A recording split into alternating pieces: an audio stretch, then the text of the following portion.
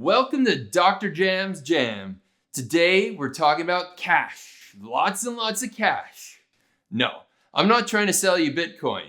This is part 3 of our crazy exciting series on thinking about forest carbon like financial statements. Today is cash flow day. I hope you'll join me.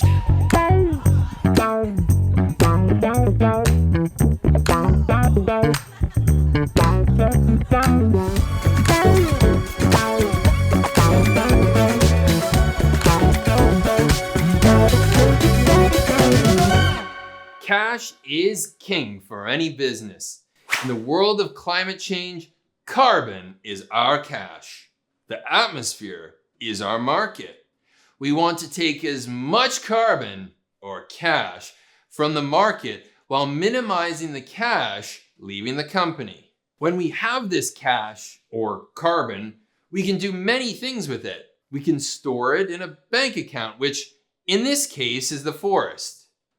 There are still cash flows out of this bank account for account expenses, and we also get some modest interest. But all in all, there is no real increase in the cash. It is in the bank account. This is what happens when we protect forests and don't harvest. In the case of Canada, those account fees in the form of wildfires and insects are significantly more than the interest payments, and we have a declining balance over time. For much of the last decade, this was also the reality for people keeping cash in savings accounts at the bank. Alternatively, we can take the cash or carbon out of the bank account and invest it in productive assets that generate more cash flows. In the case of forests, those productive assets are the land that trees grow on. Yes, there are negative cash flows for removing it from the bank accounts, but doing so creates an opportunity to have greater cash flows in the future.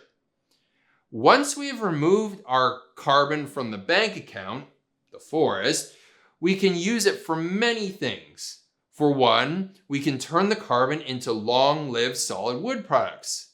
Coincidentally, this is like building a house with cash. It is built, it has value, but it's slowly depreciated over time.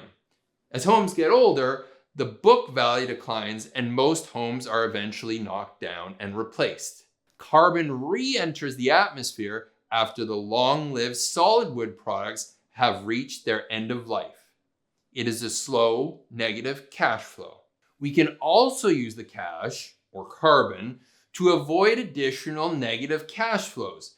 For example, to hire staff so the company doesn't need to hire consultants or contract workers.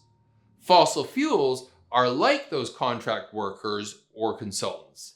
They can do the same job as staff, but they don't create the opportunity to improve the long-term sustainability of the company. In comparison, staff, like bioenergy, can do the same job as consultants and enable more efficient production. In the case of forest carbon, long-lived solid wood products, they can work to ensure the amount of cash flow from the building houses is maximized. Or in other words, the amount of carbon stored in long-lived wood products is maximized.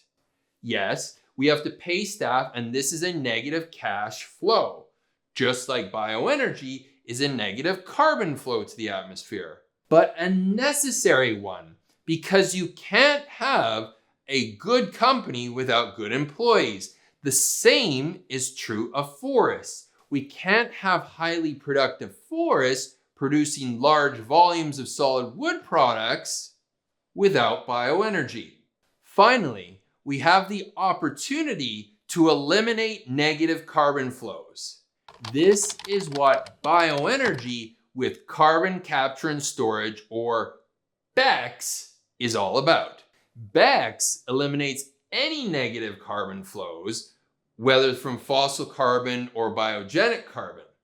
The bioenergy replaces fossil fuels in the energy markets, and the capture and storage prevents the biogenic carbon dioxide becoming a negative cash flow. At the same time, The harvest of timber allows the forest to increase positive cash flow in the future because space is created for younger and new trees to grow. Protection of the forest, no harvest, is what venture capitalists call the walking dead companies. Not growing, not dying, just there.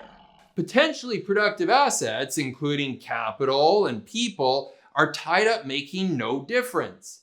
And if we leave the cash in a bank account, we also run the risk of someone stealing our cash. In this case, the robber is wildfires. To ensure positive cash flow, we have to take our cash out of our bank account, invest in productive assets, forest regrowth, while spending on activities that, although they have some negative cash flows, increase the long-term viability of the company. These are represented by solid wood products and bioenergy. Finally, we can use BECCS to eliminate negative cash flows, turning our company or forest into a giant cash or carbon machine. Continuous positive cash flow, also known as carbon removal. See you next time and keep on jamming.